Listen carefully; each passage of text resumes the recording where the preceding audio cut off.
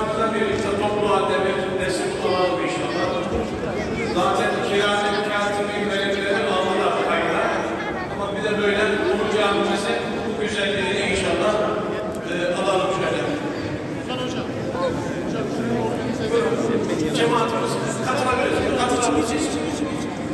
Evet.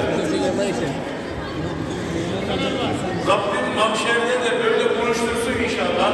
Cennetinde de böyle birlikte olmayı nasip eylesin. Evet. Cemaatimiz gelelim böyle. Bir havaları gelelim inşallah böyle. Gençler önde olsun. Gençler, buyurun. caminin melekleri böyle oturun. Cemaatimiz şöyle bak. Şöyle ön tarafa. Evet. Fotoğraf çekin abi. Biraz geri gelin de şöyle. Şu boşluğu dolduralım. Resim alıyoruz değil mi? Hasan Basri Bey oturabilir mi çocuklar? Çocuklar da otursun. Siz de oturun. Çocuklar hepiniz oturun. Oturun hepiniz. Siz de ikiniz geri gelin ya da kareye Fotoğraf girin. çekin abi. Biraz daha sağlı sollu geriye gelin. Aynen. Gel abi. Gel. Gelin korkmayın gelin. Şu an yarısı girmiyor kadraja. Biraz daha geri gelin. Abi gelin. Daha yarısı girmiyor kadraja. Kalabalık görüyorsun. Bak. Gel. Şu yakışıklıyı da alın, şu yakışıklıyı. Hah, şuradan çıksın. Yakışıklı, gel. Öne gel. Şöyle gençler açın.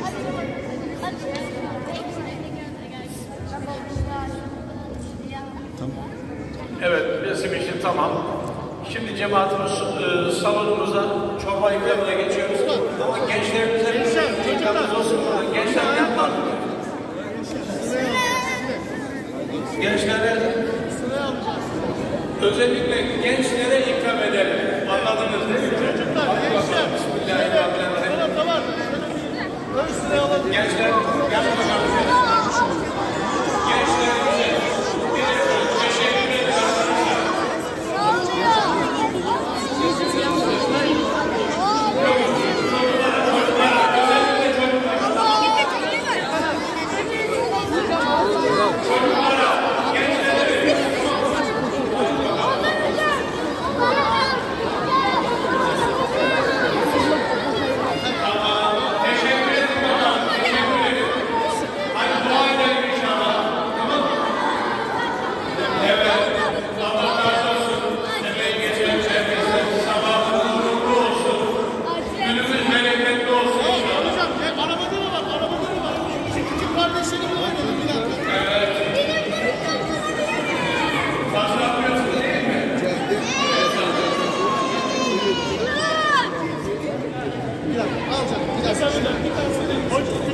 Küçükler alsın.